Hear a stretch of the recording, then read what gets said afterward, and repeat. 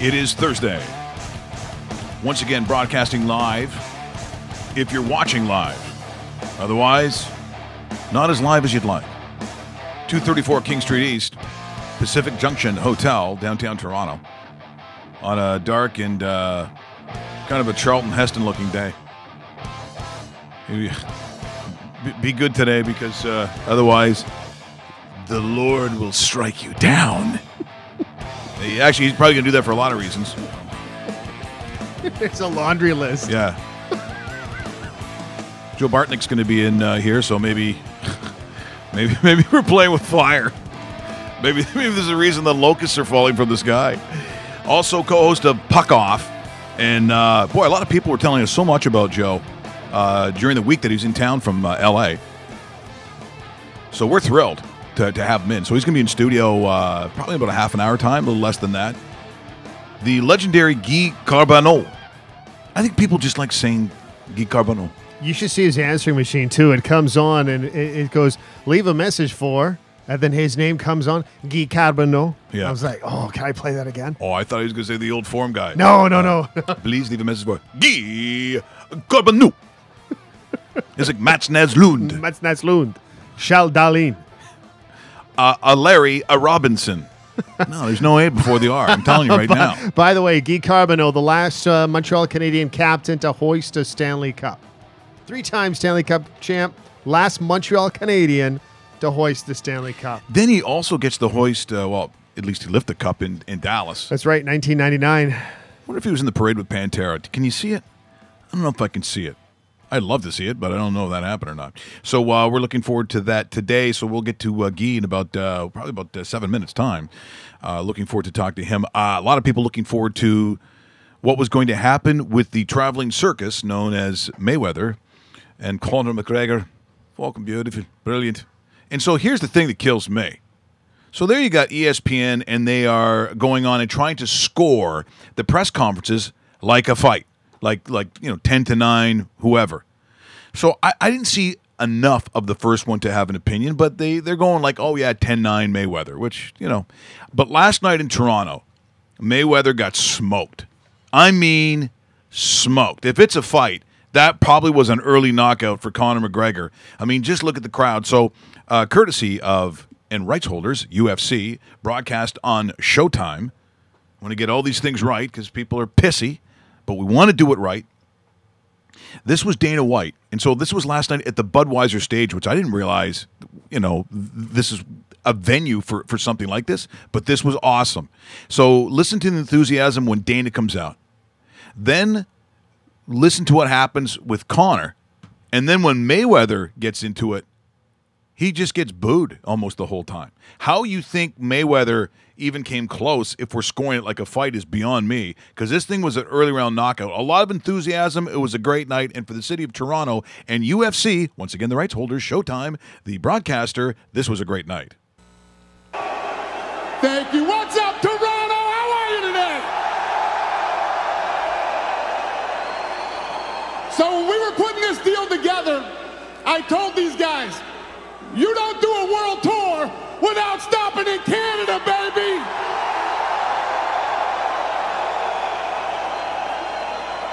And as usual, you never fail to deliver, you guys. We love you very much. All right, let's get the show started.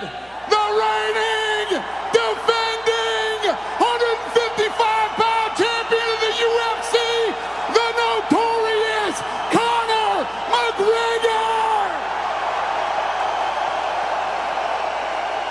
Not bad. Look at that crowd. Does this mic work? Well then, fuck that mic. That's right. On the count of 3, I want everyone in this arena to scream at the top of your lungs, fuck the Mayweathers.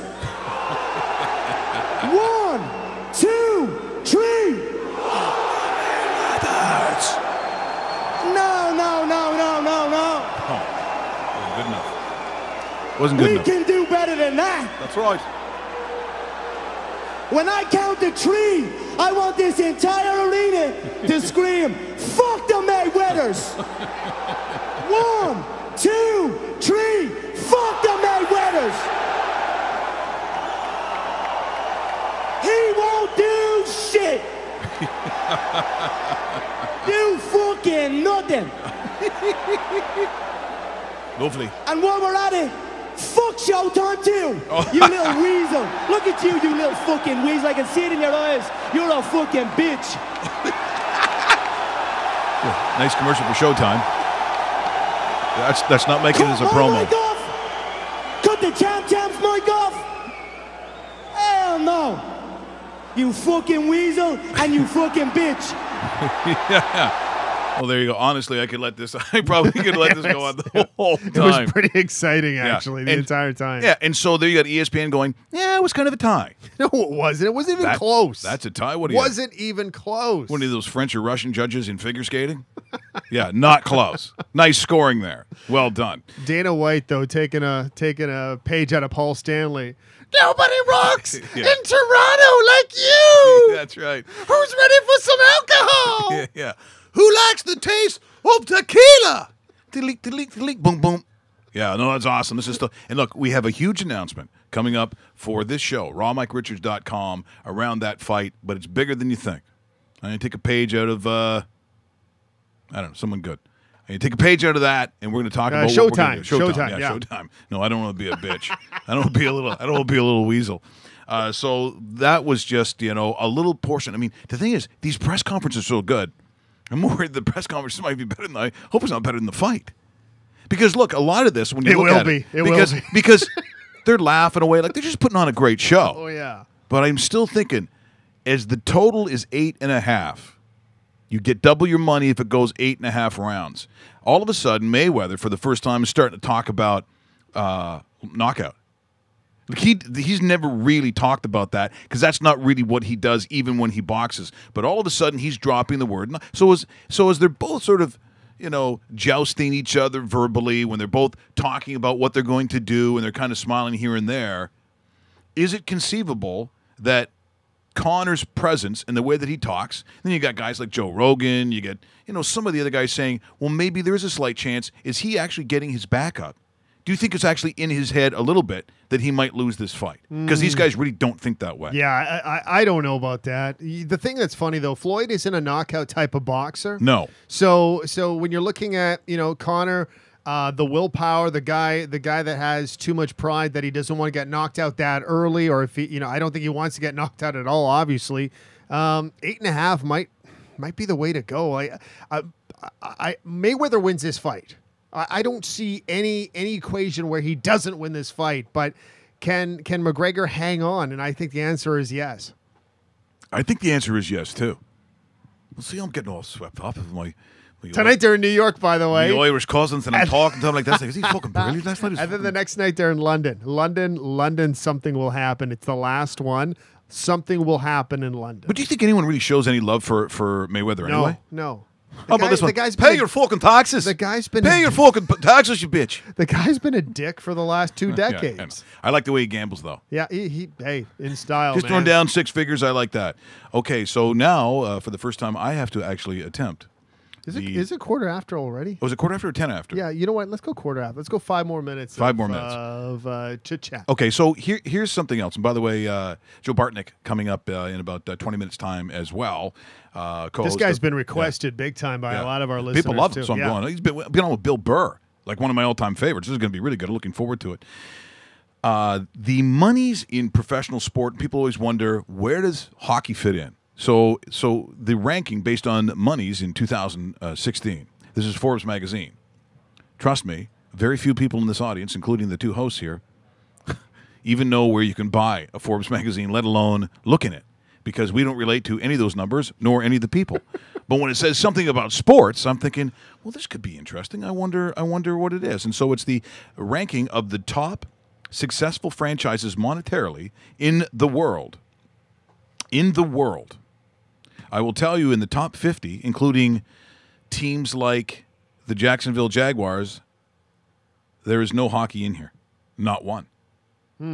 Not one in the top 50 in the world. So it goes like this. The number one valued team at $4 billion from the U.S., how about them boys? Yeah. The Dallas Cowboys are ranked number one in terms of the value, the most valuable sports team in the world at $4 billion. And you get there, Jerry Jones going, hi, hi.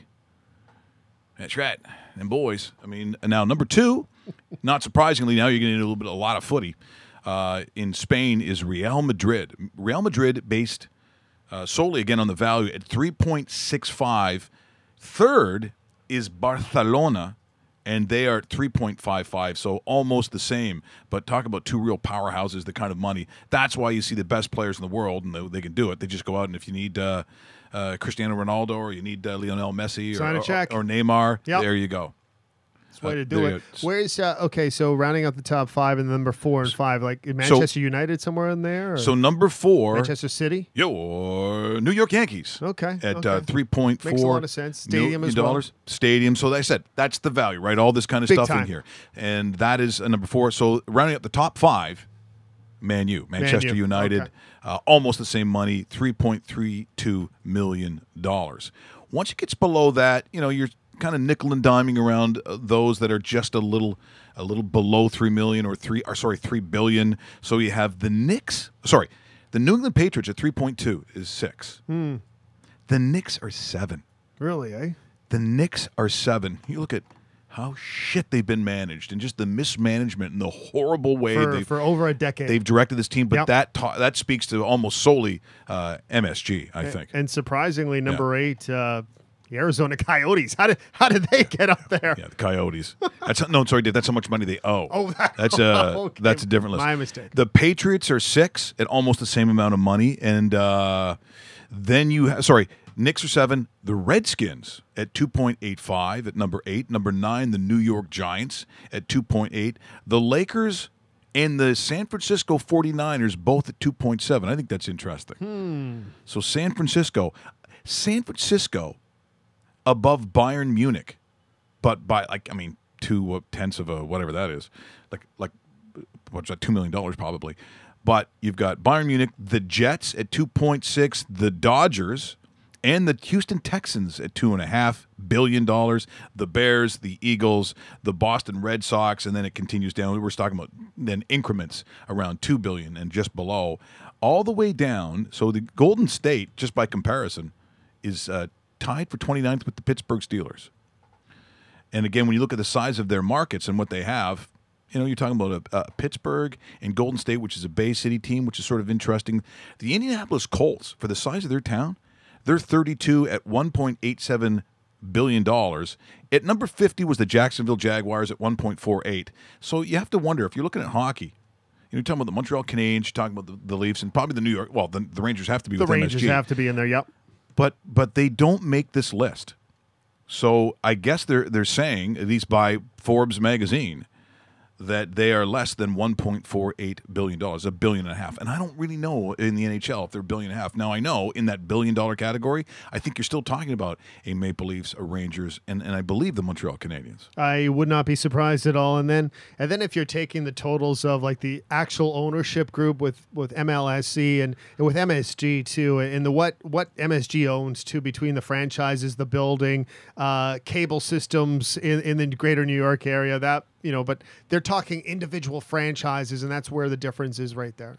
Okay, let's try the magic of Skype and the weird sounds it makes. 3-time Stanley Cup champion, 3-time Frank Selke Award winner. Okay, hear that sound? It's just so creepy. Is that the ring? This is it just trying to warm up again. Oh, here we go. There's an actual ring. This is a French ring. Guy Carbonneau, it's Mike Richards calling from rawmike.richards.com. Hi, Mike. It's Guy Carbonneau speaking. Guy Carbonneau, thank you so much for joining us here live on the show. We certainly appreciate it. I know you're probably in transit. Boy, I'll tell you, I'm just really glad you got the time for us here this morning. You're welcome. I'm actually going to play golf at the Montreal Canadian Alumni Golf Tournament. So, Now, what kind of golfer are you, Guy? Are you an honest golfer? Are you kicking it around like Don Sweet? Like how are you playing golf these days? I'm an avid golfer. In the summer when I have time, I play 5-6 times, sometimes 7 times a week. So. Oh, so are we talking 2, 3, 4 handicap? Are we this good? I'm kicking around 1, 2, or 3. Yes. Wow. Oh, okay, so we know now to never play you ever. Okay, we got that done. Hey, Guy. Well, you can play me. I'll give you strokes. That's all it is. Yeah, okay, all right, fine. Well, taking a look at what has happened in the off season, looking at, who got better and what was done, if you're looking at the perspective of the Montreal Canadiens and obviously spending a lot of money on really one of the best players in the world, I don't know how you don't get around spending that kind of money with Carey Price, because let's face it, if you have the chance to have one of the best players in the world, which he is, regardless of position, you've got to spend that money, Guy. Well, I think Mark Bergevin was in a tough position. I think it's the contract that Carey signed. It's something that never happened before. I mean, I think Lundqvist was probably one of the highest paid goalie, and he was making around $8 million. So that left a little bit of money to pay somebody else. I think that the league has changed a little bit. It's true that when you don't have a goaltender, you want one. When you have one, you don't want to get rid of him. But paying $10.5 million for a goaltender will definitely impact in the future. It'll be tough for Mark to sign the guys that he needs to score goals. We saw that. I mean, we saw Radulov leave. I like what he did with Drew Wayne, but Carey could stop a lot of pucks, but somebody's going to have to score some goals. Yeah, certainly has to, Guy. We're in conversation with Guy Carbonneau, 3-time Stanley Cup champion, 3-time Selke Award winner, joining us on the program. You bring up the name Alex Radulov. He signs a deal with the Dallas Stars. How are the Canadian faithful reacting now that it's been a couple weeks after the fact, Guy, that Radulov, who had a very nice year by all standards last year, is no longer a Canadian? What's the reaction right now in the city moving forward? Well, I haven't had the chance to talk to a lot of people about it. I'm sure there's a lot of people that are upset. I mean, we're one of the teams that, or the only team that really gave him a chance last year. I think Mark did a good job bringing him over and signing to a 1-year deal only. But, he did what he had to do. He wanted to come back in the NHL to prove that he was able to play and perform at a high level, and he did that and put himself in a position to sign a really nice contract. I'm sure there was really good negotiation with the Canadians, but at the end of the day, he was an unrestricted free agent. He had a chance to go anywhere he wanted. I've heard that the Canadian gave him or offered him the same thing that Dallas did, but was it too late, or you have to and that's the same problem that we have in Canada or even in Montreal. I mean, in Dallas, I play there. There's only one tax. At the end of the day, you have a little bit more money in your pocket. Maybe that was the thing that turned it into Dallas' favor. But you can't be mad about Radulov. He was you only have so many chances to make that kind of money, and he took the right way for himself. Now, Guy, when you look at the makeup of this Montreal Canadiens teams, and I think maybe sometimes it's a little unfair, but that is the nature of sport, where they start comparing it to all those great Montreal Canadiens teams that go all the way back, including, the nickname the Flying Frenchman, because quite honestly, the style of hockey that I think is associated with a Montreal Canadiens team is one that literally does fly. I mean, the excitement of going back to a Guy Lafleur or an Yvan Cournoyer, I mean, these kinds of players, but I mean, you don't always get that kind of player, and the game's changed so much. So how, when you try to equate it into today's NHL, I think it's a philosophical question on how you draft and the kind of players you have on the team. So therefore, do you think philosophically, Guy, there has been a change in the way in which Montreal has assembled these teams? Well, I mean, the rules are different. You know, in the past, I remember like the 60s and 70s, they were allowed to, you know, sign the two best French guys. So that was kind of easy. Now the rules have changed. In the past, there was 12 or 13 or 14 rounds of draft. So, you know, those French guys were drafted. You know, you had the chance to draft a few guys in the later rounds. Now there's only 7 rounds, so it's a little bit harder. And the draft is so hard. You have to pick a kid that's 18 years old and project what he's going to be in 4, 5, 6, 7 years. There is some kids that are no miss. We saw that in Austin Matthews and Connor McDavid. But most of the players that you draft are, you know, you have it's a chance that you take. Would I like to see the Montreal Canadiens, you know, pick or draft more French guys? Yes, definitely. I think equal talent. I would like to, but you know, I understand the pressure that they have. They're the GM and the scouts and things like that. They're under a lot of pressure of putting a good team on the ice. So, you know, things are a lot different than they used to be.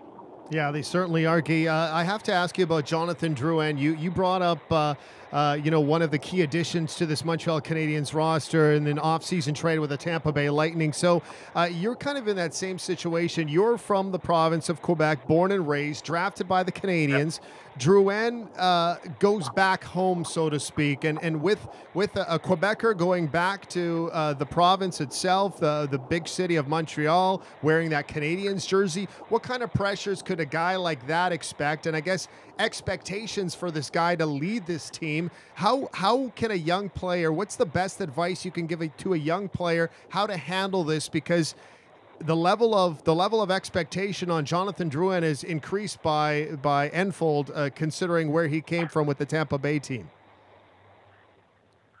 Well, I think there's pressure on every player now. I mean, there's going to be a lot of pressure on Carey Price, just because he signed a big contract. The same thing with, you know, Jonathan Drouin coming in here. It's the kind of kid that the Montreal fans wanted to have. I think the last, you know, guys that I can see that was close to that was probably Stéphane Richer or guys like that.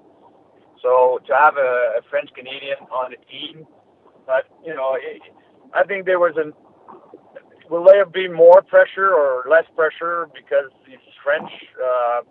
It all depends on what kind, you know, what the team is going to do, how the team's going to perform. I think my advice to him would just be, you know, you get up in the morning, you work hard, you show up at the game, and you give 110%, and after that, there's not much you can do. You can't win every game. There is people that are going to criticize him. There's people that are going to love him. You just have to turn the page every day. Guy, before I let you go, obviously, as you said, Dallas also very close to your heart. Jim Nill goes down there a bunch of years ago. Almost immediately, you can see the change in the organization, and it's maybe not surprising when you look at the resume of a Jim Nill and what he did. That shouldn't be some. Now, last year seemed to be a bit of a drop-off, and people just sort of point the finger to goaltending, but hockey's a lot more than just one position, as we know. Where do you think in the offseason Dallas got better, and what do they need to do to get back to that level? Because there's no question, with what they do down there, Dallas is going to be back at some point. Well, I you know, again, you go back to the contract that Carey Price signed. That was for one guy. Dallas had the same kind of price for two goalies, and you know they were one of the first team that did that. And there was a lot of expectation on the goaltending. That didn't happen. It wasn't just the goaltending. I think you know there's some really good players. Tyler Seguin, Ben, Jamie, a couple guys, but you know injuries are part of the season, and you know when you have injuries to the wrong people, it can affect the whole lineup. So I think that's what happened. But I think Jim did the job this summer. He got rid of you know the two goaltenders and signed I think Bishop, signed Radulov, and I think there's a little youth on defense, kids that can skate, that can pass the puck, and we'll see what they can do. But I think you know just the thing that they did in the summer really going to help. Guy, thanks so much for joining us today. Now, I do have to ask this as you are heading out to the alumni tournament. Is there someone better in that Canadians tournament than you? Golf-wise. I don't know. We'll find out today. Hey, Guy, you take care. Thank you so much. Merci beaucoup. All right, Mike. Thanks. Guy Carbonneau joining us here today as he's on his way, and him and his one handicap. Whew.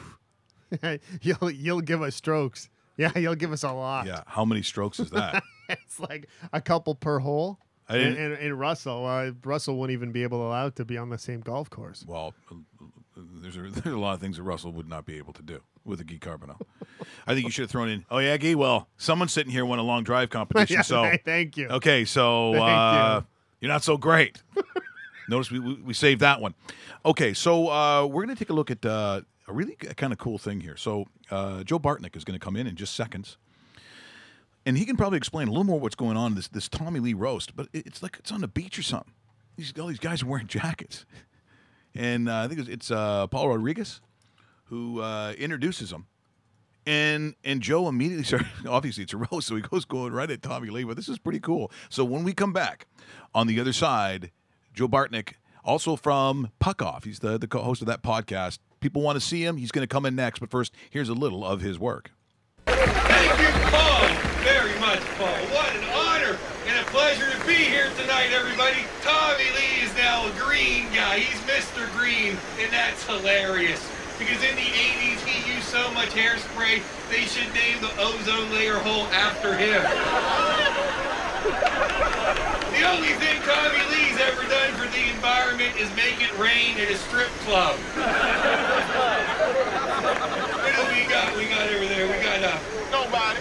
What's his name? Exactly. Let's talk about Johnny. Johnny quit the Black Rose to join Train. What did he do? Leave his balls at the station? Train's an interesting name for a band that ain't gonna go anywhere. Diggity Dave, I'm so happy you're here, because I need my car washed. Who's the broad over there? Nina? I Googled you and Google said, who? When Tommy gets his natural burial, which of course he will do because he's a green man now, they will have to bury Tommy 7 feet under because he needs that extra foot.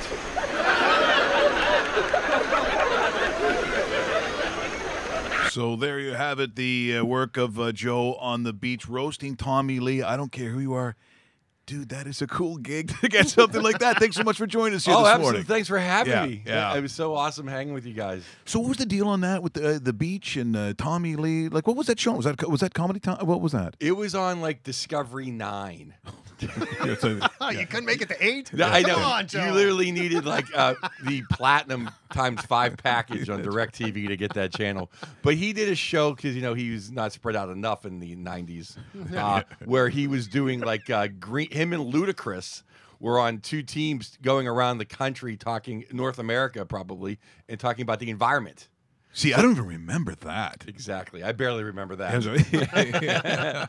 Yeah, other shit we remember about him, but it wasn't that part. No, exactly. Yeah. So I was on Team Ludacris, and we got to roast Tommy Lee and his crew, which was a lot of fun. But I think when it aired, I mean, we weren't allowed to swear anyway, but they really took the most basic, like Hallmark Channel level jokes, because a lot of it was pretty good that we did, and it was a lot of fun. I got to meet Tommy Lee and got to hang out and drink with him a couple times. He seems like a pretty cool dude, though. He's he a does. super cool dude. Yeah. He's real chill. I think because he's been famous for so long. You know those people? They're just like, they understand who they are. It's because it's great when that happens. It's the newly famed guys who are like, give you that look. I'm like, oh, fuck, what, are you kidding me? Yeah, it's like new money and old money. Yeah, exactly. He did that show briefly, too, where Tommy Lee goes back to school, and he goes back to, like, I want to say it was a Cornhusker. I think it was Nebraska. I think so, too. He goes to Nebraska, and of course, like he's a crazy good rock drummer. Like he truly is solid chops. But he goes in to play those triad drums, the tri drums. So it's those the big harness you got to wear with the 3 Right. tom-toms. Yeah. But the sticking on that, you don't just sit there and play like you do. You got to cross your hand. Like there's a lot of this kind of stuff, ding, ding, dung, halftime stuff. And he keeps fucking hitting his hands. So he's getting pissed off. And so he walks. Because they're like, "Bah, bah, bah, bah, bah, Tommy, look, you man." he just leaves. So it looks really aggressive. He goes to his English teacher. So I go, this ought to be good. And she's an older woman. But here's the thing about Tommy Lee, and I've never met him, but this is maybe what Pamela thought. She goes, well, first, he comes into the class, and I thought, here's a little bit of a rebellious man, but she looks at the kid and goes, but he's quite a good-looking man. I was like,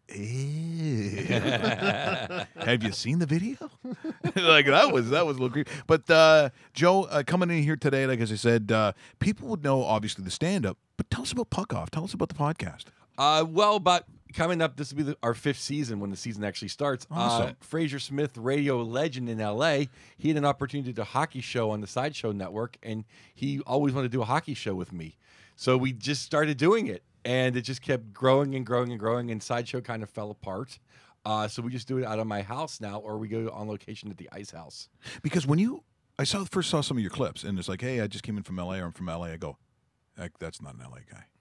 No, I'm from Pittsburgh, Pennsylvania. I was going to say, that's an East Coast guy. I've ever seen an East Coast guy. Do you like L.A.? Is it? Is this Reach LA? Not Oh, really. this goes everywhere. Yeah, no, I don't really like LA. I'm not an LA person. It's funny you say that because you know the famous Big Al's hot beef in Chicago. Yeah. The guy goes, it was in a blizzard, and my friend Leia Ava took me there because I'm like, I gotta get there. We show up, and the guy goes, hey, where are you from? And I go, I'm from LA. He goes, you're not from LA. Yeah. Same thing. I'm from Pittsburgh, Pennsylvania, and I started comedy in San Francisco. Right. So Penguins fan, you and I were talking off air. Big Penguins fan going way back. When they wore blue. Wow. I The remember first Blues. time. See, Yeah. and I like those jerseys. Yeah, they're I the powder like those blues. The powder jerseys. blues. I think you do because you're wearing a powder blue Charger shirt. No. This is a CFL Oh, jersey. CFL. Oh, It I'm is. sorry. I Excuse me. know. I know. But this guy, one year, he played for the LA Rams when Dickerson was the big running back. And this guy, who's originally from Alabama, his name is Dieter Brock. Yeah. It was like one of those weird movies like The Natural. No one understood where this guy comes from. And so that was John Robinson, who was coaching Oh, that I remember team. at the Dieter time. Brock. Yes, That's this Dieter is Brock. That's Oh, Dieter Brock. my goodness. Is that his actual jersey? Yeah. It's the same logo as the Washington Huskies. That's the W. If you don't know any Winnipeg. better, it's just Winnipeg. But Yeah. it's the same W on the back if you look at it. It's the Washington. helmets have the big W too. Yeah, It's like if okay. you do a quick look, it's like, wait a second. No, it's a hold on. CFL team. Yeah. Yeah. No, All right. they play tonight. They play the local Toronto team in Winnipeg tonight. So I thought I'd wear it. Just a coincidence. That's all. But It's a nonetheless, nice jersey. thanks, bud. Fun being a Penguins fan last couple of years. They're It's back on top, aren't they? It's been an absolute blast last couple of years. I remember when they won in 2009, I was like, I'm good now for 10 years. I'm not going to complain. And then we had the Mike Johnson era. And then literally right before they hired Sullivan, and all the people listening to the podcast know, I was on the bridge. I was like, oh my God, they're going to trade Malkin. I'm a Gino guy. Like, this is horrible. That was a big rumor for a long time because Yeah. you can't keep sitting and Gino, right? It's like, Well, it was like, it's not working. no. I mean, Chicago's won 3. LA's won 2. Yeah. And we were supposed to, they promised us Stanley Cups. We were promised this. This is the 3 Ray Shero demanded. We get to get tons of cups.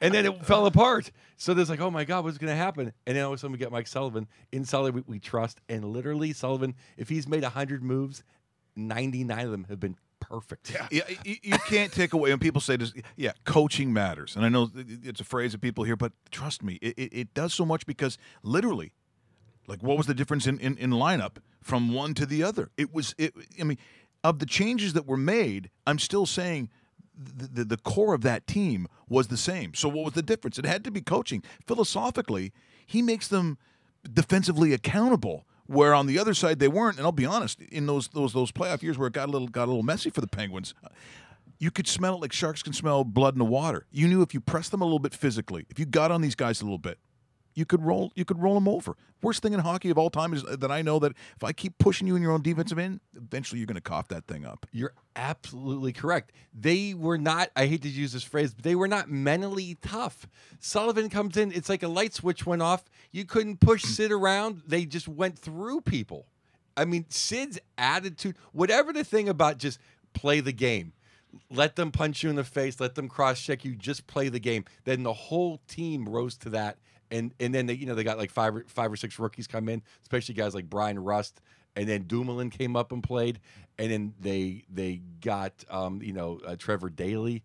They just added speed. Hagelin was huge. They just got speed, and they started playing the game that we wish they would have played forever. And that's just forecheck, exciting hockey. And people are all pissy here because Phil Kessel, when he left, was not popular. And there was the odd accusation and slight about his weight and his workout ethic. Yeah. Right. And then I'm like, I'll tell you what, guys. When you have the kind of speed when he gets going and the shot that he has, doesn't matter. Doesn't matter if his waistline went from a 32 to a 36. They don't care if the puck goes in the net. And he was a valuable part of making that thing happen. And, to his credit, he came back to Toronto, even though all the shit that was going on. He brings the Stanley Cup into, was it the Sick Kids? Yeah, Sick Kids Hospital here in Toronto. Yeah. So I'm like, you can hate him all you want, but the guy's kind of got 2 rings doing what he's supposed to do. He's not the face of a franchise. Like, he's not sitting there talking. He's not said, so what? So what? Not everybody is. And I thought it was a little unfair. I saw how it got a little ugly here, but you can't take away from what Phil did in Pittsburgh. Oh, he's a folk hero in Pittsburgh. It's almost like they love him even more because he's hated here. It's like he's ours now. Yeah. We'll take him. Yeah, I mean, we love Phil, and that's another move was it made 3 lines. And no one had 3 lines. That was the thing. Last year's Stanley Cup was a wave of 3 offensive lines. Even the 4th line with Cullen chipped in. Nobody had that. No one can compete with that. Everything was rolling. It's like as soon as Sullivan came in, like about 2 weeks into it, it clicked, and they were not touched, basically. They were down, 3-2 against Tampa Bay. I never had a bad feeling. I'm like, they're going to win this. Before Sullivan came, we were 0 for Game 7s. Yeah. We couldn't win a Game 7. Now it's like, I want them. Bring on a Game 7. I can't wait for a Game 7. That's not what they say in Washington. The Capitals, oh, my God. So where do they go talk now? about coaching. You talk about coach. It's right there. I mean, Barry Trotz, can he win a big game? He can't. I mean, I always make fun of Barbecue Bruce. I love Barbecue Bruce. You find out it really wasn't his fault.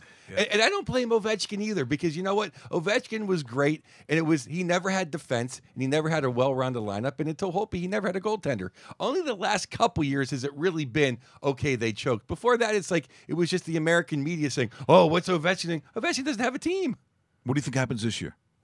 What happens to Washington this year? I think they're going to fade away a little bit because they don't have the talent anymore. I mean, I personally would have tried to move Backstrom. I wouldn't have gave Oshie, the city of Washington, D.C. I love Oshie, but that was way too big of a contract. Heavy term. Yeah, and even Kuznetsov, like, he's good, but he's not, like, that good. I mean, let somebody win it.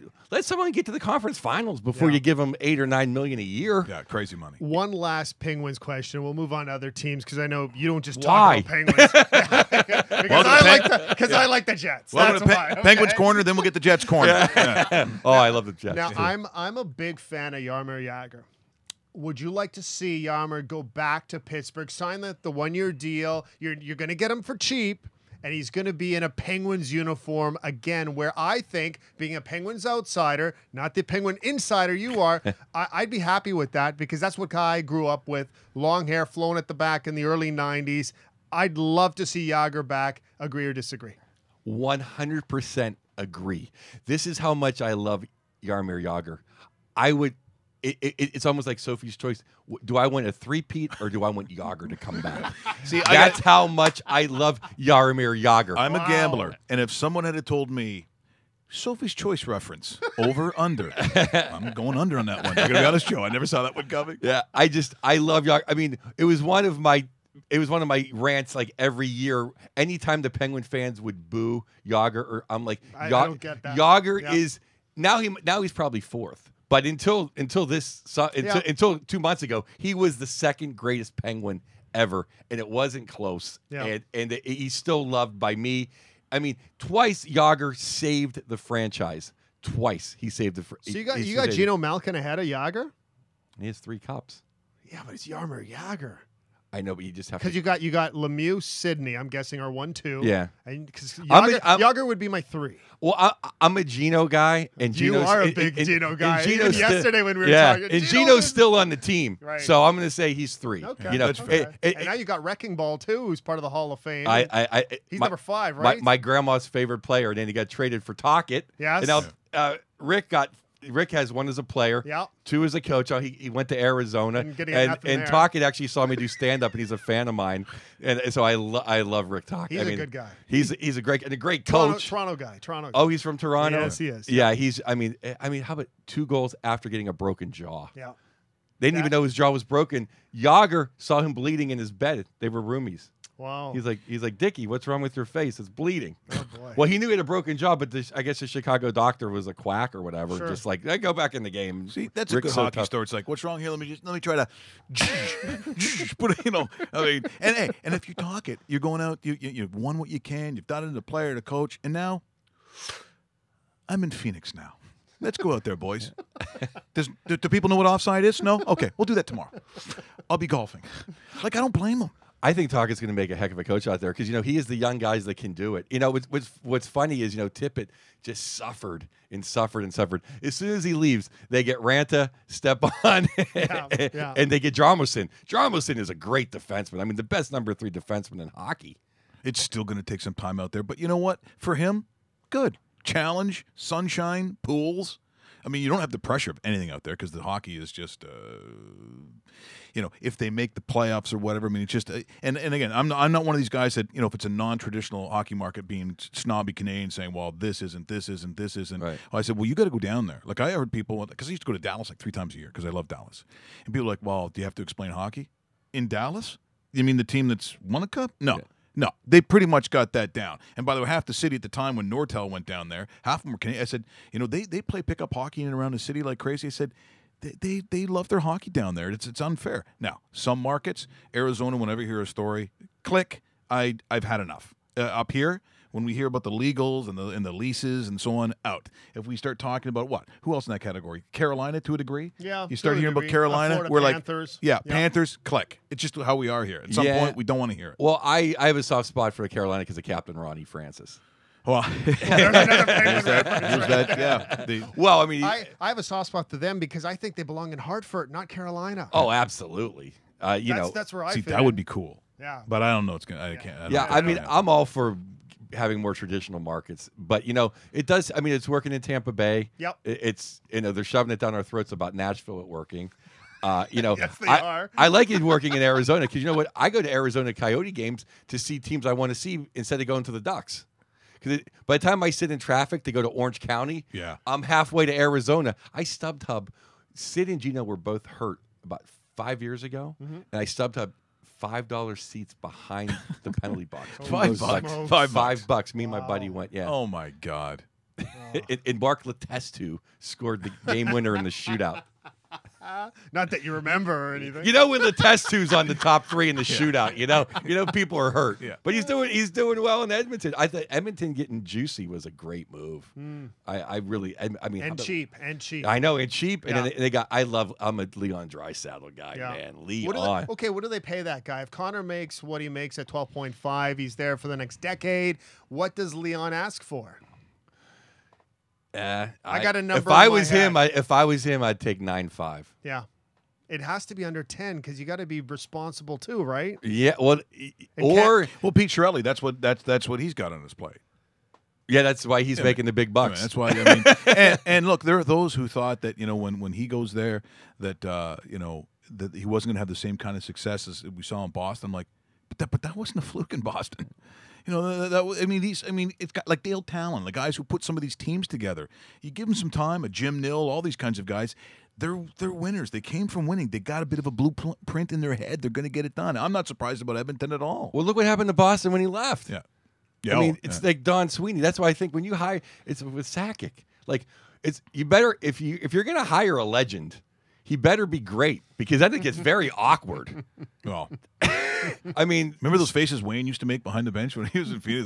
Those were not good faces. That wasn't on the box of alphabets or whatever he had going on. That was not that face. but well, the thing is, how does Leon? Does he take less money to be a good guy, or does he say, you know what, I'm one of the top 5 players in the world in a couple of years when some of this generation leaves, and he goes and starts his own franchise and becomes the guy. We've got Joe Bartnick, by the way, in studio here on RawMikeRichards.com, watching us on the dedicated YouTube channel, and, of course, on RawMikeRichards.com. Download the podcast on iTunes. And if you want more of Joe, obviously you're going to download this, but, of course, they can go to Puck Off. Yeah, Puck Off. Hockey talk every week. We do about an hour. We're in summer programming. You'll get a kick out of this because we're in summer program right now. Next week, I was so incensed that Evgeny Malkin did not make the top 100 of all time. This is upsetting for you. I know it's upsetting. It's very upsetting to me. So, and then I looked down and, there's 80 players I'm not going to complain about, and maybe even 90. What do they belong? Then I saw Adam Oates was on the list. So I came up with a list of 100 players not on the list that are better than Adam Oates. And there's some debate, but we have a good time with it. Would make Adam 200 overall. Yeah, exactly. Not part of the 100. Well, it's like, if you're in a game 7, who do you want? You want this guy or you want Adam Oates? Yeah. A lot of like Dino Ciccarelli. Mm-hmm. Rather have Dino Ciccarelli. 600+ goals. Dal Howardchuk. That was Rather our- have Dal Howardchuk. Don't get him started on Dale Howardchuk. There's a strangeness that you don't know about. Yeah. Hey, while we're here with that too, you're here in Toronto at Absolute Comedy right in through until Sunday. Sunday, yes. And apparently, you're living in Canada for the next month or so. I'm here for the birthday party. I love parties, so I'm like, why not go to the biggest party in North America? And then I'm in Kingston. That's right. And then I'm in Ottawa. Right? Ottawa. Yeah, that's right. Kingston, home of Doug Gilmore. That's what I heard. The Tiger. Yeah, Dougie Gilmore.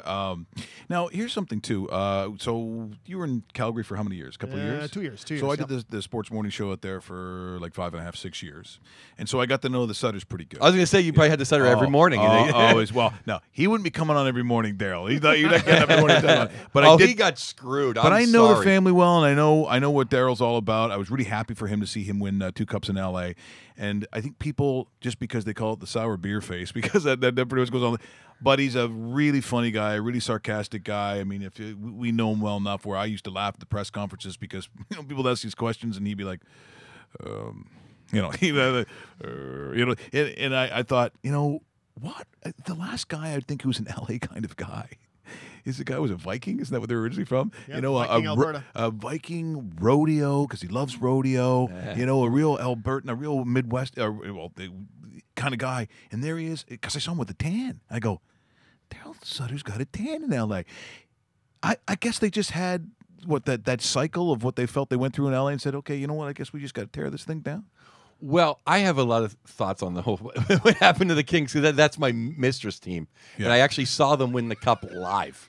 Like I saw the cup on the ice, and I was so happy for Daryl because I figure Thanksgiving's got to be rough when you go back and some of the brothers have cups and some of them don't. So it's kind of good. Now he can sit at the cup table. He's not at the non-cup table. Yeah, and then they spend the rest of the evening wrestling. I think that's what happens. That's the family. Like the Hart Foundation, the Sutters in the basement. There you go. So I was just so happy for him but then this year, I think I basically blame Lombardi.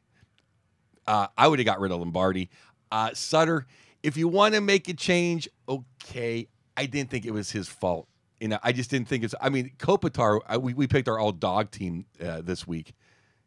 Kopitar was terrible. I don't know who ripped the C off of Dustin Brown. That was a disgrace. Toffoli was funny because we had Bernie Nichols on, and he said Toffoli's going to be. Awesome. He said Toffoli's going to be down this year because when he had Luch on his line, he was 5 inches taller and 40 pounds heavier. Sure. He had a lot of payback coming. And you saw, Carter played amazing this year. Carter saved the Kings. They would have been, in, I'm not going to say Colorado level, but they'd have been like Arizona level if it wasn't for Carter. Carter and Pearson, after that, everyone stunk. Dowdy had a down year. It wasn't the goaltending. And I think they just got too slow. They've never replaced Voynov. That's on Lombardi. They've never replaced Voynov. Yeah, if you don't have, look, the NHL still, as much as we called it after the last what do they call it, a strike or stoppage or whatever it was, when they get rid of the clutch and the grab and they start to become a little more track meet-ish. You start to get better with pace. But you've got to find that balance between the pace and still having Dave and Joe, I would say, enough physical presence to get that done. But if you're missing one or the other, the league is too good. And if you have no wheels at all, it's just like, we talked to Guy Carbonneau about scoring goals. It's great that you can stop them all, but at some point, someone's got to do that one thing. And if you don't have that player, I think you lose. Well, that's kind of my thing about Daryl. Was I thought that I'm not going to say that I don't think the Bill Parcells line. Like I don't think he wasn't allowed to pick the groceries to make the dinner. So I don't think that's good. Was that a Parcell? I didn't realize that's good. I don't think he had all the right talent to do it, but maybe the game has passed him by a little bit. Everyone scores on the rush now. With Gabrick being slowed down and Toffoli being down, they weren't scoring on the rush at all. And then they weren't scoring they weren't grinding well enough to score either. So maybe the game had passed Darrow by a little bit. I would have given him another year. Yeah. But I can see where it was time for a change. But then go for somebody younger or go for new. They brought in Stevens. He was on the coaching staff. Like if you're going to do that, just keep Daryl. Yeah, that's what I didn't understand. Yeah, I mean, not even a new voice. It's the same voice you've heard for the last 5 years because he's been right beside Daryl the entire time. Yeah. I want to talk about Vegas. Yay or nay, we're big fans of the Golden Knights, and we want to go down to Vegas and do everything we do in Vegas and do a hockey game. And I'm disgusting, so anytime Vegas well, comes please up, let I'm me be a like, guest. Oh, yeah. You can come to go, who is the worst person who's staying currently right now?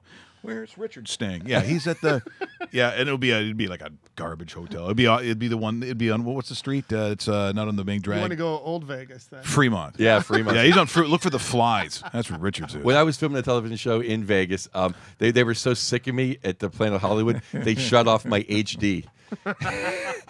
So I had every channel except the HD channels. They couldn't throw me out because so you're watching Jackie Gleason at night. You're watching some. Well, I was going to say the Cosbys, but that's a different show now. That's Dr. Huxtable. I was wearing pants when I came in here. Is Vegas going to be the worst team in the league next year? Well, what's funny is I thought that they would be better than Phoenix. Yeah.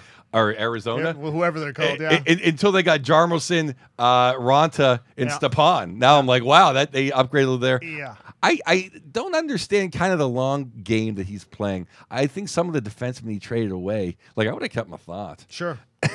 You know, some of the guys like he turned over, I kind of would have kept. I liked his picks. I mean, Fleury's going to keep him in a lot of games. Both goaltenders are good. Even the backup, Pickett's pretty decent too. I was shocked they didn't take Rene. I'm sorry, not Rene. I'm sorry, Ronta. Ronta. I thought they would take Ronta. Yeah, it makes a lot of sense. Well, Exactly. who were we pushing for? We were pushing for was it not Yager? Who do we think would be one of the sort of poster?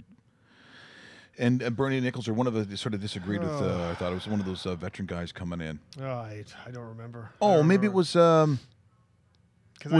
it Shane Doan? Was it Doan that we were talking about? Yeah, I flew out the idea to Bernie Nichols when we had him on the show that Shane Doan, okay, he wants to go to a winner. Vegas obviously isn't going to be a winner, but I don't know if Shane Doan's fast enough to make a contribution to a Stanley Cup winner. Maybe that's on me thinking that Shane Doan doesn't have enough gas in the tank. I looked at Shane Doan maybe as a role player, as the captain of the Vegas team, to kind of teach what is a young group how it is to be an NHLer, how it is to act like an NHLer, and have Shane Doan run that team as far as the dressing room presence is concerned. After that, you graduate him into the front office. He turns into another Brendan Shanahan type guy. I just don't know if Shane Doan, in my opinion, if Shane Doan goes to a Penguins team, makes a contribution to actually help the Penguins win another Stanley Cup, or a team like the Penguins that are battling for a Stanley Cup. Yeah, I don't know if Shane Doan makes the Penguins. See, that's what I'm like getting Shane at. Doan's not going to play on. I mean, I love Shane Doan, former Winnipeg Jet draft pick. Okay, like I don't have. Yeah, I knew there was a tie there somewhere. No, seriously. Like, I mean, look at Iginla. Yes, Iginla's still out there in the market, Yeah. and he didn't make it. I mean, No. he played pretty good for the Kings, but he's not making a difference. a couple steps behind. I mean, I would see Iginla maybe as a Vegas player, Right. because he could maybe sell a few tickets. Yager would sell a few tickets, But that's what I thought why I Yager don't understand where Yager would Yager. own Vegas. Oh yeah. Hey, I'm just following, man. I'm just following as he's casting them off. I'm over here. I'm over here. Yager would end up owing money. He'd be playing for free. But like you wonder why, like Ronnie wouldn't take Yogs, Yeah. sell some tickets in Carolina, their old line mates. Interesting. That's what's funny is like I just think every team could use Yager. Yes. like Oh. every single I team. mean, even still around the net. Yeah. he still kind of Oh. bitches those guys. He's got good hands. He dominates down low like that. When he swings his butt off the wall, he's Yes. still Jaromir Jagr. And I'll tell you, all the controversy in my country about Russia and all this. The biggest Russian disgrace in the last 50 years would be if he goes back to the KHL and doesn't play. I the hope NHL I this don't season. see that. I know. I'm just saying. Well, someone's got him, or if someone gives him a tryout contract, don't insult Jaromir Jagr. Yeah. I'm asking all Living of Canada. legend. Yeah, Living legend. yeah. I mean, absolutely. Like he's got to finish on a team, a successful team. I mean, look, it's always storybook if it is a Stanley Cup, but he can't finish with the Yulielov Solovat out of Ufa in the Ural Mountains. Well, Not that he wouldn't do well in that town too. I think there'd be other young girls that go, Well, I think he is going to end up there at the very, very, very. I mean, he's not going to not play. Someone's going to give him a contract when I he's see him when going he's back- 50. When he's 55, he's going to be playing in some town. You know what? In that situation, he goes back to the Czech Republic. I bet you plays for a hometown team. Right, but I think his dad owns a Yes, team, right? exactly. I mean, he's never gonna quit. Yeah. But on the level, he can still play. He has to play. But Vegas, I mean, I think they're going to be right around pretty good, and then fade in the last month. Now, do you play Vegas? When you're traveling, when you're doing Every shows? now and then, yeah, I do. Yeah. What's that like for you? Vegas is okay. It's hard to. It's when I open for Bill Burr or when I open for Lampanelli that I make enough money that I can play Vegas. So you were when I play by myself, it's like I end up I'm like breaking even. Well, you mentioned too. I'm a huge Bill Burr fan. I think most people are. I think so. And it's funny when you came on and I said I saw some of your work beforehand, and I said, well, number one, he's not an LA guy, he's an East Coast guy, and if he's an East Coast guy, I didn't know Pittsburgh, but if you had more of an accent, I'm saying, Boston guy wouldn't be that far of a stretch. And then when I saw that you were with Burr, who slays me. I mean, he does so much. But Lisa Lampanelli too. It's interesting. When people, if they're not comedy people, they don't really kind of know what you're talking about. They're like, well, what's her material like?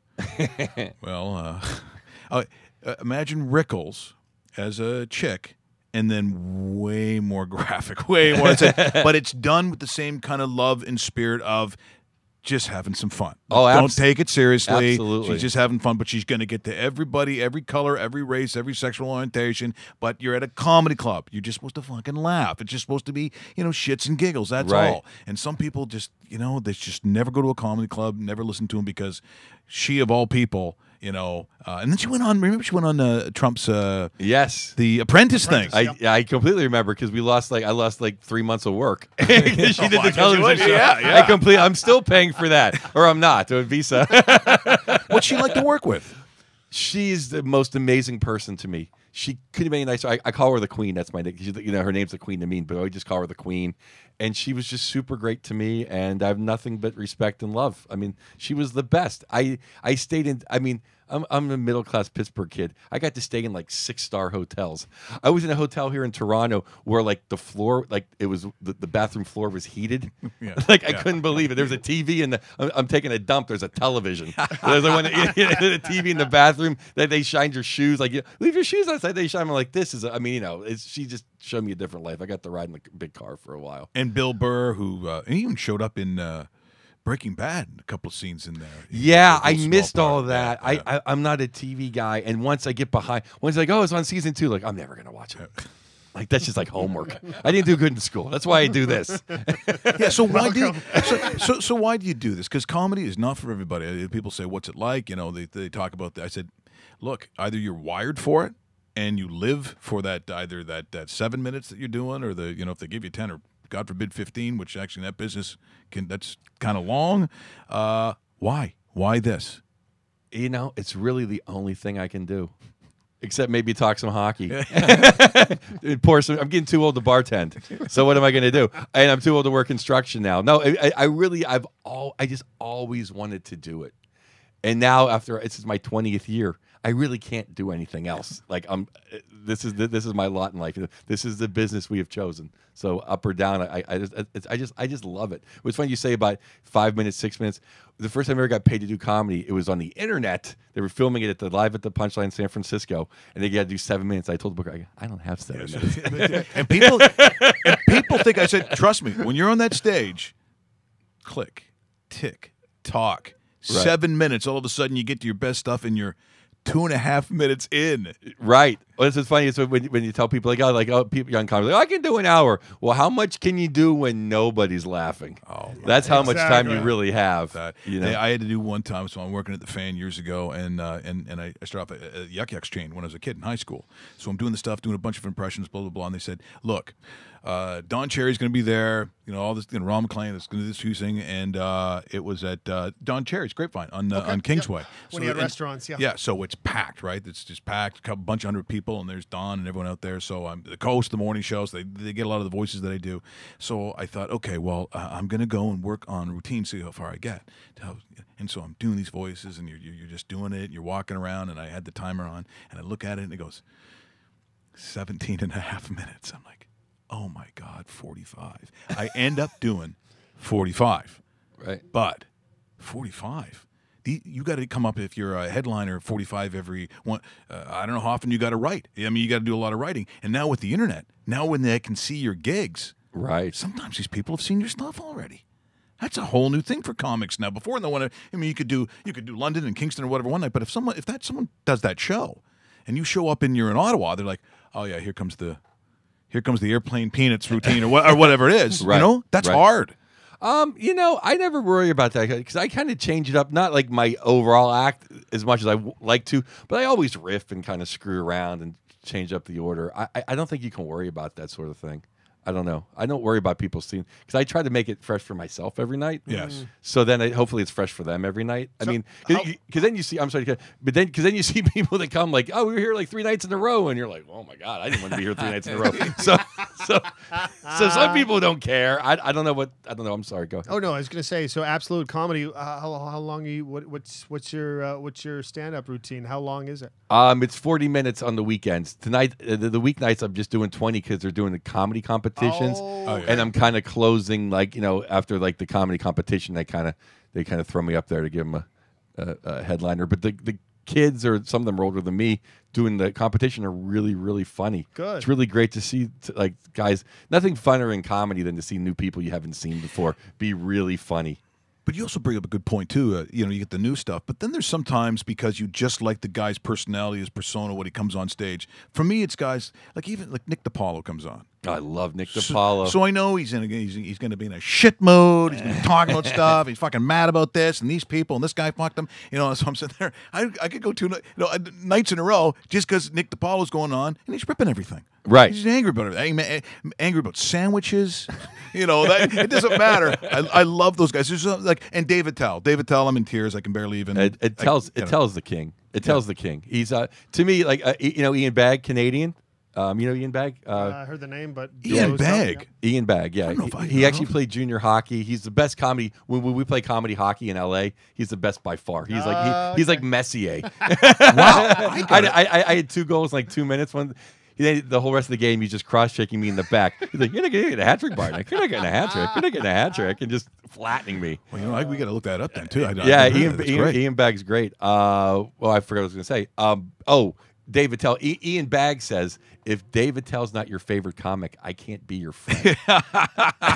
That's a great line. Yeah, Yeah. and even Burr, like, it tells the king. He's the amazing. king. He's the king. No, Jeremy Hotz, who's been on the show a bunch of times. Great Canadian. guy. Yeah, Jeremy's. Yeah, he's really funny. Again, another guy where don't look for the uplifting stories. Because, but we saw him at Massey Hall down here, and he just killed. I mean, and that is the thing of beauty, watching a comic who comes out and just crafts it in such a way that you're just dying. Now, there's certain guys that when Sebastian Maniscalco, when he first comes out, I wasn't sure what to expect, and now he's huge. Jim Gaffigan is like TV big now. Yeah, Gaffigan's ridiculous. He's so funny. Well, so is Sebastian. I'm a fan of comedy too. Yeah. Like I'm not a player hater. Yeah. I love all kinds of that's funny good. stuff and everything. You were talking about playing hockey, ice hockey, and I never call it ice hockey. I don't know why the hell I just called it ice hockey. You're playing hockey casually, rec. How long are you doing that for? Once, twice a week, or how does it work? I was until I had triple hernia surgery. We were playing every Monday. Okay.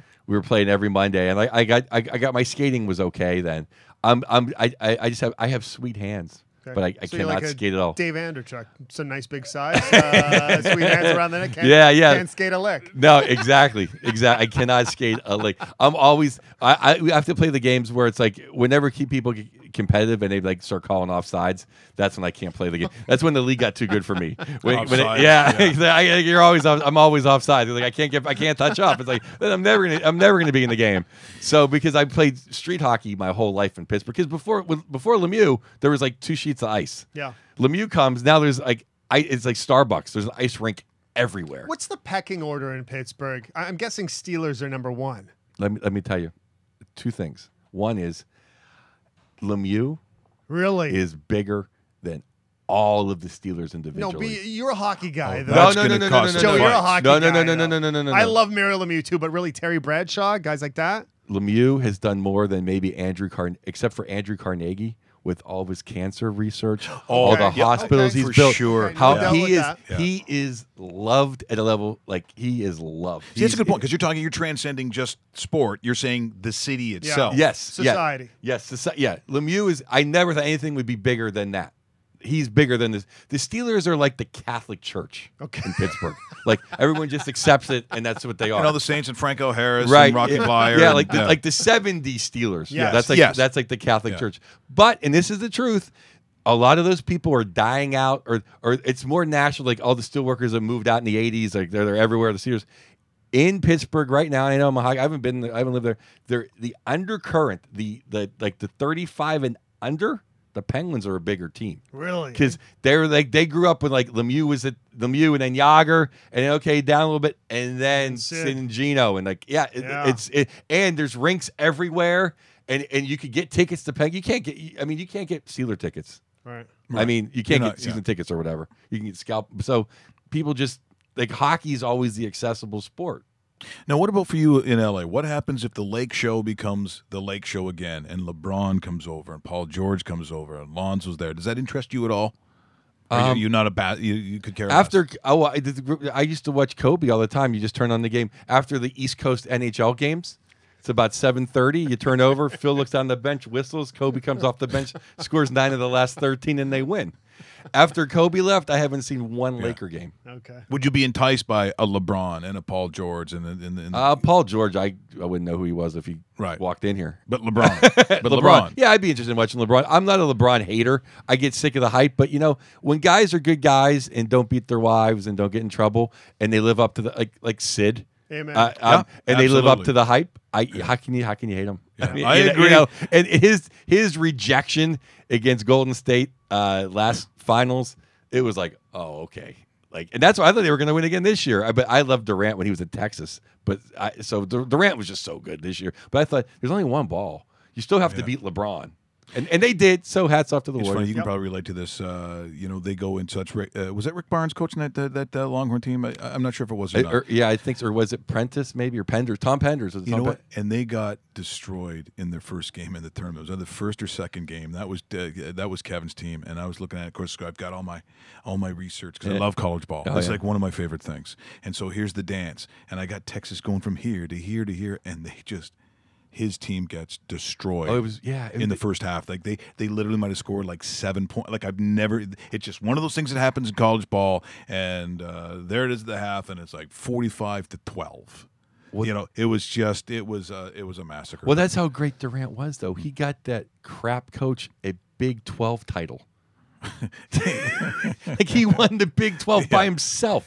Like that's how good he was. I remember he stole the ball off his own teammate and took a shot one time. Like, no, you're not shooting that. No, Durant, and you talk about a guy that got crap for no reason.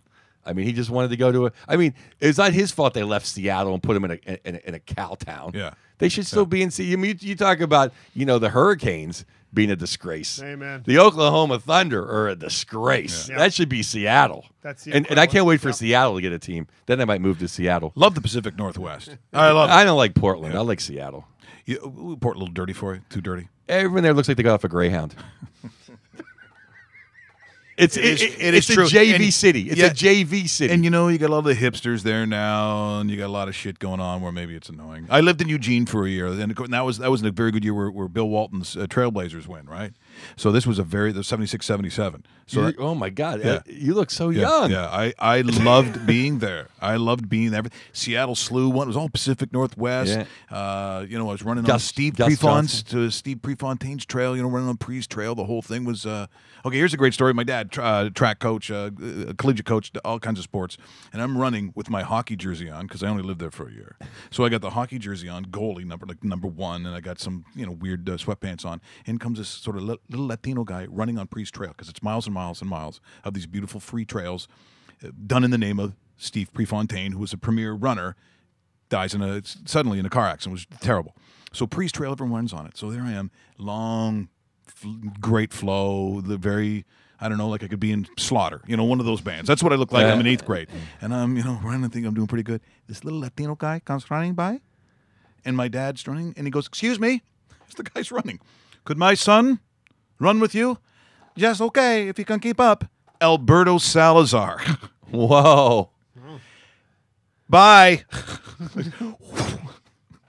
What, the hockey jersey wasn't a big seller, Dad? I mean, one of the greatest runners of all time, but I loved Eugene. Eugene was cool. That's why I'm a Duck fan. I'm Okay. still Oregon Ducks guy. Now, what about football for you? What is football for you on the West Coast? Or are you still allegiance to the Steelers? Oh yeah, I mean the Steelers are. It's it's the Steelers. That's why I said they're like the Catholic. I mean it's like I might not go every Sunday, but I'm not joining a different church. Well, I worked for the NFL on Fox for a year, and so I was into football, and then I always got the DirecTV package. But then I just got sick of being in airports on Sunday. You can't not find out the Steelers score. Yeah. It's impossible. So I'm like, I don't want to just have the package and then come home and see the game. I already know the score. And also the Steelers, until we got teams in LA, I'd say only like 3 games aren't on national TV or weren't on TV in LA. Maybe like a Browns game at 9 a.m. or something. But like every other game, because you pick whatever the best game is, and channel LA, channel 11 or whatever, would always just have the Steelers on. Yeah. Oh, really? Okay. Because I never had to really have the package anymore. So I watch all the games. It's gonna be tough when Big Ben leaves, I'll tell you. I'm a Big Ben guy, Yeah. and all the I don't know anything as allegations, but the fact that the Steelers kind of turned their back on him really made me sick. Because if that was Jerry Jones's team, if that was Jerry Jones' quarterback, he would have had OJ's defense team out there protecting them. But I always say about Big Ben, we talk about it. Sean Salisbury, who sometimes joins us on the show, I said, look, whatever we do conversations, but if you're asking me about a quarterback that has to get things done within that pocket, and I said, I always say he's a way better athlete than people understand, and he takes a lot of pain. You're punching him in the face, you're breaking his hands, whatever. He's got blood coming down. He still goes out and makes the throw. He can still manage that pocket maybe better than almost any guy I can think of. I think he is that good.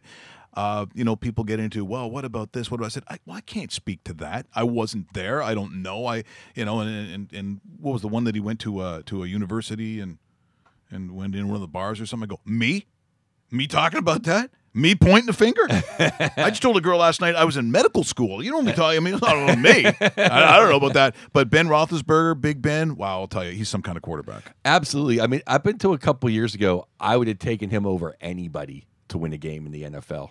The last couple of years, he's kind of slipped in some big games. He hasn't had the best games in big games. Yeah. But until then, and let me tell you, nobody since the 70s has taken a beating like Ben God. Roethlisberger. Oh, yeah. He lets the first defensive tackle hit him, and then he rolls off and then throws a pass. I mean, he has had no offensive line for a long time. And I just love the guy as a quarterback, and it's just fantastic. I don't know what kind of season we're going to have because – we need a number 2 and 3 receiver because Antonio Brown can't do everything. I mean, he's too busy dancing and making rap albums. And going on Facebook Live. Yeah, Kind of like Russell. Our buddy Russell is doing the same thing. It's very annoying. I'd be sick about that. So, Joe, tell us where you're going to be and how people can hear you and see you, all the things you're doing. I'll be at Absolute Comedy in Toronto this week. I'm bad with numbers. I don't know the dates. And then next week, I will be at Absolute Kingston. And the week after that, I'll be in the last week in July. I will be at Absolute in Ottawa. Okay. And I heard all these clubs are fantastic. The one in Toronto is fantastic. Come on down. You guys should come down. Yeah. I'll put you on the list. Then Puck Off is for hockey fans. And I'm at joebartnick.com. It's like a pretty dated website. I mean, it looks, it's just my dates and stuff. I don't even know. I don't even see, so I never check it out. We will certainly want to keep in touch. It's been fantastic Oh, here today. this is so great, This Mike. was, this is awesome stuff. so Please, good. anytime. Let's hit Vegas together. Oh, I don't know if you want that. Yeah, let's go. Hey, I've Get a- seen the little guy in here before. No, as in guys pointing at me. Oh. That's the guy who tried that thing with that. Yeah. Sir, yeah, we don't do that here. Let's get flurry. Yeah, with The flower. I have so many teams now. I have so many teams out west now. It's like it used to just be the Kings. Now I have the Flower in Vegas. I got Touche in Arizona. It's like I can't. I can just really hate Tickets Dallas now. everywhere, right? Just hate Dallas now. I don't like Hitchcock. But have you been to the city of Dallas? Oh, I love the city of Dallas. yeah. People love Austin. Overrated. I'll go to Dallas any day. Austin's nice, but it ain't Dallas. I lived in San Francisco for 20 years. Austin tries too hard. You can't try to be cool. So are you It's a like wine- Portland. You're either cool or you're not. You try too hard. What about? Are you a wine guy then, living in that area? Are you a wine person? I'm a whiskey guy. Oh, you're a Crown Royal guy. I forgot. Yeah, I like You are. I'm a Crown Royal. Oh, I love the Crown. Look where we're doing our show. Did you see the lovely Jess right there? You know what's in that bowl of cornflakes? I guarantee you it's Crown Royal. That's what's going on here. We also have this one of a kind when the A-list. So you're now A-list for us, just so you know. Oh, sweet. I'm honored. This Yes. is awesome. So open that up. That is the one of the official Raw Mike Richards mugs made by a good friend of ours. Awesome. Unfortunately, just so you know, it's called Dickswear. So when you tell people that, they're like, thanks, but don't know if I want to be drinking out of that. But there you go. Thank you so much, man. This is awesome. Oh, you're very welcome. What? Here we go. We just become best friends? Yup. You want to go do karate in the garage? Yup. It's time! And it was a great time here today. Joe Bartnick, thank you so much for coming in. By the way, are you going to be watching that McGregor fight? Absolutely. Yeah, I mean, of course you are. I just need someone to pay for it. Oh, No, not because I am not going to pay to watch McGregor fight Mayweather unless McGregor gets to hit him with a baseball bat 5 times. well, don't be surprised if that happens. I got a feeling they're not that Well, far these away press from it. conferences are hilarious. I'm waiting for someone to throw a folding chair. like Vince McMahon's jealous of all this. Thanks so much, Joe. Remember, tomorrow we're going to have Will Strickland in. We'll talk a little NBA. We'll also talk about, he's got a tournament, and he wants to talk about UFC as well, so we'll do that. Have yourself a great day. Thanks for watching, rawmkerichards.com.